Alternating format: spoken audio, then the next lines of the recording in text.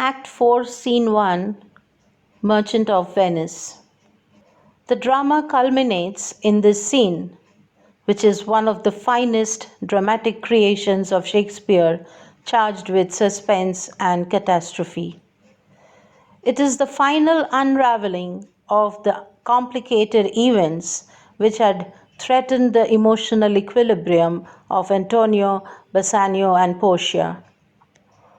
It is here that right is justified to the fullest, malice falls into the trap dug for others, poetic justice is dispensed in the strict sense, the schemer Shylock falls into the trap of his own scheme.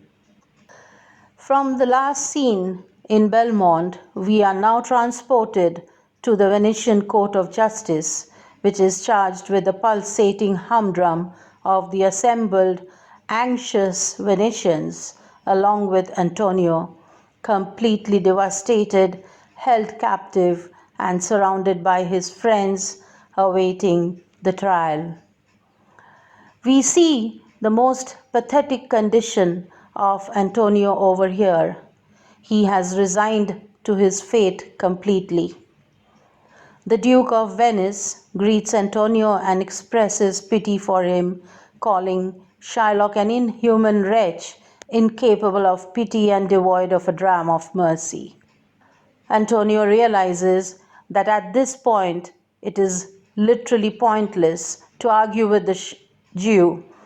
He also knows that the Duke has done all that he could to lawfully curb Shylock's malicious intentions. But since nothing could be done, Antonio will respond to Shylock's rage with a quietness of spirit. The Duke but hopes that Shylock will fashion his malice till the last hour of act and then show mercy. But the stony adversary has informed what he intends. Shylock makes it clear that he will not answer why he would rather have a weight of carrion flesh than to receive 3,000 ducats. He says it's his humor, and he has sworn by the Holy Sabbath to have the forfeit of his bond. Shylock offers no explanation for his insistence, but says that like some men do not like the gaping pigs or some do not like the cats, he does not have to explain himself any further than by saying that he loathes Antonio, and that is reason enough. Bassanio, who has arrived from Belmont, meanwhile tries to argue with Shylock, but Antonio tells him that his efforts to soften the Jew's heart are futile. Hatred and predation, Antonio suggests, come as naturally to some men as they do to the wolf. Bassanio offers Shylock 6,000 ducats, twice the sum of the original loan, but Shylock turns down the offer, saying he will not forfeit his bond for 6 times that sum. When the Duke asks Shylock how he can expect to receive mercy when he offers none, Shylock replies that what judgment shall he dread when he has done nothing wrong? He comments that the assembled Venetians have often purchased slaves, asses, dogs, and mules, and just as those creatures belong to their owners, and they refuse to set their human property free, Antonio's pound of flesh, which he demands, belong only to him, as it is dearly bought. Shylock is enraged, recalling how he has been humiliated, thwarted, and scorned by Antonio, not only for his business transactions, but also because he is a Jew. The Duke says that he has sent messages to the lawyer, Dr. Bellario, who resolved the case of Antonio. News comes at that moment that a messenger has arrived from Bellario, and Salarino runs to fetch him. Meanwhile, Bassanio tries without much success to cheer up the despairing Antonio. Nerissa enters the court disguised as a lawyer's clerk and gives the Duke a letter from Dr. Bellario. Shylock in the meantime, whets his knife, anticipating a judgment in his favor. Gratiano accuses him of being wolfish, ravenous, and calls him an inexorable cur. But Shylock simply ignores Gratiano's slurs and states resolutely, "I stand here for law." The Duke alludes to the fact that Bellario's letter mentions a young learned lawyer named Balthazar and orders the disguised Nerissa to admit the young man to the court. Nerissa then reads the letter in which Bellario writes that he is ill and cannot come to the court, but he has sent the young learned lawyer Balthazar to judge in his stead. Portia enters disguised in a lawyer's attire, even unidentified by her husband, Bassanio. In this scene, we see a totally different perspective of her persona. From a romantic heroine to a well-briefed and adept lawyer who, with her intelligence and presence of mind, outwits Shylock. He beats the Jew at his own game. She interprets the law even more literally than Shylock ever did, and in doing so, she finds a loophole she can use to rescue Antonio. Shylock is advised to practice mercy by Portia, who says that mercy is twice blessed. It blesses both the giver and the receiver of mercy and is a divine attribute. But Shylock insists on the law and says, "My deed upon my head, I crave the law." He asserts on the penalty and forfeit of his bond. So Portia makes sure that he sticks exactly to the words of the bond. The tables turn against Shylock, therefore he is forced to beg for mercy at the end. And the scene ends with the initiation of the ring story, where Portia asks the ring from Bassanio as her remuneration, and Nerissa goes to Shylock's house to get the deed of gift signed by the Jew. Let's now have a glimpse of what actually happened at the court of justice.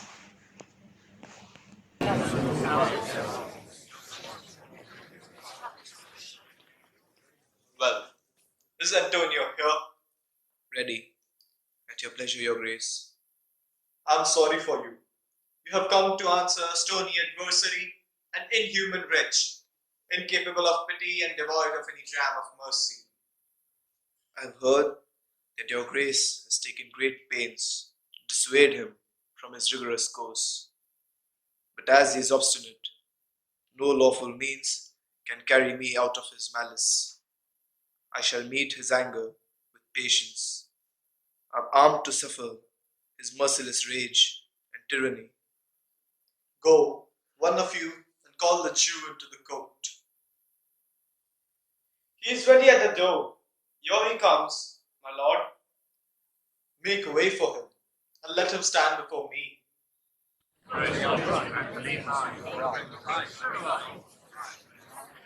Shylock, everyone thinks, and I think so too, that you intend to keep on this revengeful act till the last minute. And then it's thought you will suddenly show your mercy and remorse even more strikingly than you have shown your strange cruelty. As you are now demanding the penalty, a pound of this poor merchant's flesh, you will waive that penalty, and, touched with human gentleness and love, forego a part of the debt. We all expect a gentle answer, Jew. I have told your grace what my intentions are. I have sworn by a holy Sabbath to get the full penalty for failure to pay the bond. If you deny me, you will be undermining your city's constitution and the rule of law. You will ask me why I would rather have a measure of human flesh than receive 3,000 ducats. Well, it's my pleasure. Is that good enough? What if my house were plagued by a rat and it suited me to pay 10,000 ducats to have it poisoned? Well, have you got your answer? There are some men who do not like the sight of a gaping pig's head. Some who go mad if they see a cat, and others who can't control their emotions when they hear the nasal whine of the bagpipes. That's because our likes and dislikes govern our emotions. And now for your answer. Just as there is no good explanation for one's personal liking, I can't give an answer either. Nor do I want to, apart from a solid hatred and loathing that I have for Antonio. That makes me pursue this money-losing case against him. Have you got your answer? This is no excuse for your cruelty, you callous man. I am not bound to please you with my answers. Do all men kill the things they do not like? Wouldn't every man just love to kill the things he doesn't like? Not every offense causes hatred in the first instance. What? Would you allow us Open to sing you twice? Please, don't forget, you're arguing with the Jew. You may make the impossible possible. You may as well do any hard thing rather than try and soften the hardest, his Jewish heart. So I beg you not to try anything else or use any further means, but let me have the judgment and the Jew his will as soon as possible. For your 3,000 ducats, here is 6.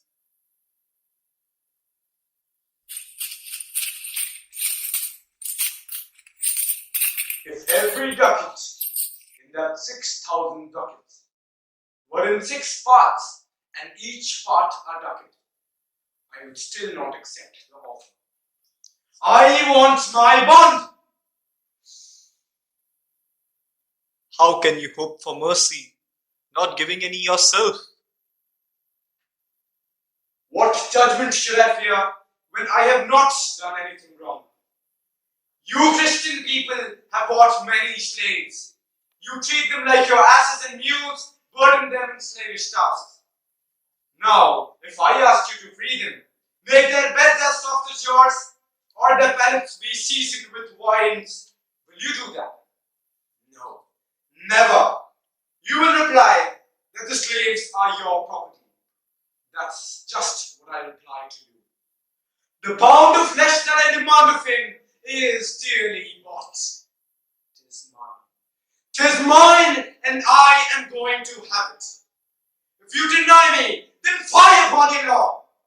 It will mean that the laws of Venice have no force. I stand for justice. Answer, will I have it?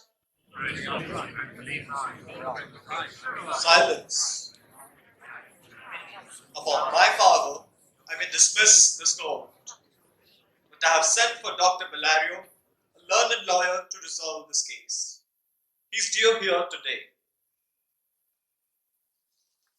My lord, there is a messenger waiting outside, just arrived from Padua, with letters from the doctor. Bring me the letters. Call the messenger in. Cheer up, Antonio. Be brave. I shall have the Jew all my blood, flesh and bones before letting you lose one drop of blood for me. I am the runt of the flock. I am the most vulnerable. The weakest root drops earliest to the ground, and so will I. The best thing you can do, Bassanio, is stay alive and write my epitaph. Have you come from Padua? From Bellario? From both, my lord. Bellario sends his compliments to your grace. Why are you sharpening your knife so earnestly? To cut the forfeiture from that bankrupt pair. It's not on your sole of your shoe, but on the mortal soul that you're sharpening your knife, cruel Jew. No metal, not even the hangman's axe, is half as sharp as your envy. Can no prayers move you? No, none that you're intelligent enough to make. Oh, rot in hell, you heartless dog! Justice is the culprit for allowing you to live. Your motives are wolfish, bloody, mean, and ravenous. You are only hurting your lungs with that shout. Do something about your brains, young man, or they'll fall apart in ruins. I am standing firm on the law. This letter from Bellario recommends a young and learned lawyer to the court. Where is he? He's waiting nearby to know your answer, to hear whether you'll admit him or not. With all my heart. 3 or 4 of you go and escort him here with all due courtesy. In the meantime, the court shall hear Bellario's letter. Your Grace should know that at the time of receiving your letter, I was very sick. But it so happened that when your messenger arrived, a young lawyer from Rome was visiting me. His name is Balthazar.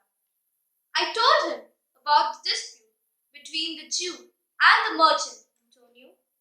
We consulted several books together. He knows my opinion, improved by his own learning, which I cannot praise enough. He brings that with him as he takes my place at my request. I beg you not to judge him incapable on account of his youth, because I never knew such an old head on so young a body. I hope you will accept him. His performance will commend him more than my words can. You hear what the learned Bellario writes, and here, I take it, is the doctor himself. You have come from old Bellario? I have, my lord. You are welcome. Take your place. Thank you, your lord. Are you acquainted with the dispute that occupies this court today? I am fully briefed on the case. Which is the merchant and which the Jew? Antonio and old Shylock both come forward. Is your name Shylock? Shylock is my name. Your suit is an unusual one, but it stands up legally, and Venetian law can't challenge its validity. You are in some danger from the suit of his, aren't you? Yes, that's what he claims. Do you admit to this debt? I do. Then the Jew will have to be merciful. On whose authority must I? Tell me that. Mercy is a blessing that should come freely. It is an attribute of God Himself. Earthly power most closely resembles God's power when justice is guided by mercy. Therefore, Jew, although justice is your aim, think about this. None of us would be saved if we depended on justice alone. We pray for mercy, and in seeking it ourselves, we learn to be merciful. I have spoken about this to soften the justice of your plea. If you insist on pure justice, however, then this serious Venetian court has no alternative other than to pronounce sentence against the merchant there. I'll take the responsibility for my deeds. I'm insisting on the law. That's the penalty and forfeit of my bond. Is he unable to pay you the money? Yes, he can pay. I am offering it to him here in the court. Indeed, twice the sum. If I fail to, I forfeit my hands, my head, my heart. If that's not enough, then the spirit of malice is working against the truth. It's pure malice that's hiding the truth. I beg of you, use your authority to bend the law. Do a small wrong to bring about a great right and prevent this cruel devil from having his way. It can't be done. There's no power in Venice that can alter an established law. It would create a precedent and will give rise to many other irregularities in the court. It's impossible. Ha! A Daniel come to judgment. Yes, a Daniel. Oh, wise young judge, how I honor you. Please, let me see the bond. Here it is, most reverend doctor. Here it is. Shylock, there's 3 times the money offered. My oath, my oath. I have sworn an oath before heaven. Do you want me to burden my soul with oath breaking? No, not for the whole of Venice. This bond is valid. Accordingly, the Jew may lawfully claim a pound of flesh to be cut by him nearest the merchant's heart. Be merciful. Take 3 times the money. Tell me to tear the bond up. When it's paid according to its terms. You appear to be a good judge. You know the law. Your interpretation has been very sound. In the name of law, of which you are a well-deserving pillar, I ask you to proceed to judgment. I swear by my soul, no man has the power of speech enough to make me change my mind. I stand by the legality of my bond. I heartily wish the court to give its judgment. Well then, this is it. You must prepare your breast for his knife. O noble judge, O excellent young man, The intention and purpose of the law is to honor the penalty, which according to this bond seems due. that's very true. O wise and upright judge, how much more experienced you are than you look. Therefore, uncover your breast. Yes, his breasts. That's what the bond says, doesn't it, noble judge? Nearest his heart. Those are the very words. That's so. Are there scales here to weigh the flesh? I have them here. Have a doctor standing by Shylock at your expense to stop his wounds in case he bleeds to death. Does it say that in the bond? It is not detailed, but what of that? You naturally do that out of charity. I can't find it. It's not in the bond. You, merchant, have you anything to say? Very little. I'm fortified and mentally prepared. Give me your hand, Bassanio. Farewell. Don't grieve that I have fallen to this state for your sake. Remember me to your dear wife. Tell her the story of Antonio's death. Tell her how much I loved you. Speak well of me. And when the tale has been told, ask her to judge whether Bassanio was once dearly loved. Regret only that you will lose your friend, while he doesn't regret that he paid your debt. If the Jew cuts deeply enough, I'll pay it immediately with all my heart. Antonio, I am married to a woman who's as dear to me as life itself. But I don't value life, my wife, and all the world more than I do your life. I would give them all, yes, sacrifice them all, right here and now, to this devil to save me. Your wife wouldn't thank you much for that if she were here to hear you make that offer. Oh, this is taking too long. Please proceed to judgment. I have a wife whom I swear I love. I wish she were in heaven so she could plead with some higher power to change this currish Jew's mind. It's a good thing you're offering that behind her back.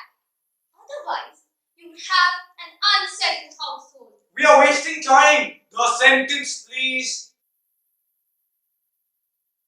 A pound of that merchant's flesh is yours. The court awards it, and the law allows it. Most rightful judge. And you must cut this flesh from his breast. The law allows it, and the court awards it. Most learned judge of sentence. Come, prepare. One moment! There is something else. This bond does not allow you a drop of blood. The bonds expressed are a pound of flesh. But if, in cutting it, you shed one drop of Christian blood, under the laws of Venice, your lands and goods are subject to confiscation to the state of Venice. Oh, upright judge! Did you hear that, Jew? Oh, learned judge! You can see the act for yourself. As you urge justice so strongly, be assured that you will have more justice than you want. Oh, learned judge! Look at that, Jew! Oh, learned judge! I'll take this offer then. Pay 3 times the bond and let the Christian go. Here's the money. Not so fast. The Jew will have full justice. Wait, not so fast. He will have nothing but the penalty. O Jew, an upright judge, a worthy judge. And so prepare to cut off the flesh. Shed no blood, and be cautious to cut off no more and no less than just a pound of flesh. If you take more or less than just a pound, even if it's as much as to make it lighter or heavier by the 20th of a fraction. Yes, if the scale turns as much as the weight of a hair, you die and all your property is confiscated. Second Daniel. Daniel, Jew. Ha! Infidel, I've got you squirming. Why is the Jew hesitating? Take your forfeit. Give me my capital and let me go. I have it ready. Here it is. He has refused it in open court. He will have only justice according to his contract. I see again. Daniel. Second Daniel. Thank you, Jew, for teaching me that word. Am I not to have at least my capital? You'll have nothing but the penalty to be taken at your peril, Jew. Well then, may the devil give him the benefit of it. I won't stay and argue this any longer. Wait, Jew. The law has another hold over you. It is stated in the Venetian law that if it should be proved against a foreigner that he has, by direct or indirect efforts, sought the life of any citizen, the person against which he has conspired is entitled to seize one half of his goods, the other half going to the state coffers. Furthermore, whether the offender lives or dies becomes the subject of the Duke's sole discretion. I say that you fit into that category. It's clear that both directly and indirectly you have plotted against the life of the defendant, and you have therefore incurred the penalty I have described. Kneel and beg the Duke for mercy. Beg for permission to hang yourself. But, of course, your property being forfeited to the state, you haven't got enough money left to buy a rope. So you'll have to be hanged at the state's expense. To demonstrate the difference in our outlooks, I pardon your life before you ask for it. Regarding half your wealth, it goes to Antonio. The other half goes to the state. Just take my life as well. When you take my house, you take the means of maintaining it. You take my life when you take away the means whereby I live. What mercy can you give him, Antonio? A rope for free. Nothing else, for God's sake. If it pleases my lord the Duke and the court to waive the fine for one half of his wealth, I will be content, provided that I may have the use of the other half during his lifetime, and that I can then give it on his death to the gentleman who recently eloped with his daughter. There are two more conditions: that in return for this present favor, he immediately become a Christian. The other, that he make a will, here and now, in this court, leaving everything he owns at the time of his death to his son Lorenzo and his daughter. He will do this, or I'll withdraw the pardon that I have just pronounced. Are you satisfied, Jew? What do you say? I am content. Clerk, draw up a will. I beg of you, give me permission to go. I am not well. Send the will after me, and I will sign. Go then, but make sure you do it. When you're christened, you'll have two godfathers. If I had been the judge, you would have had 10 more to take you to the gallows, not to the pond.